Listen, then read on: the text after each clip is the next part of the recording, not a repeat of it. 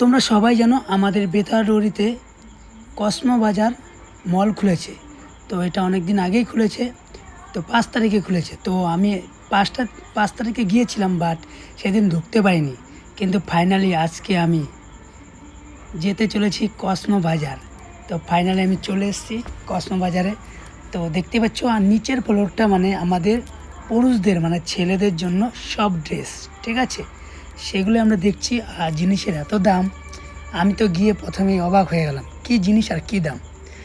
তো তারপরে কি করব, এখন 2 নম্বরে যাচ্ছি, সেখানে আমাদের নেই, কিন্তু সেখানে আছে বলতো কি লেডিস। আর 3 নম্বরে আছে কিউট বাচ্চাদের জন্য।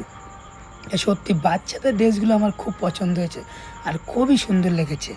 আর মলটা খুবই সুন্দর, কিন্তু বাট জিনিসের দামগুলো দেখে আর দাম হিসাবে কাপড়গুলো অনেক সেরকম না, যতটা ভেবেছিলাম, কিন্তু না, সত্যি দাম একটু বেশি। কারণ এর থেকে আমাদের মনে হচ্ছে সিম্পল দোকানগুলিতে আমরা যে জামা প্যান্ট কিনি তার ওর থেকে অনেক সস্তায় পাবো আর ভালো কোয়ালিটিও পাবো।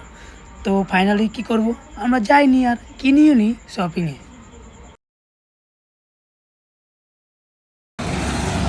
গাইস, দেখতে পেয়েছো কাকা ভাইপো আমরা কোথায় এসেছি মার্কেটিং করতে।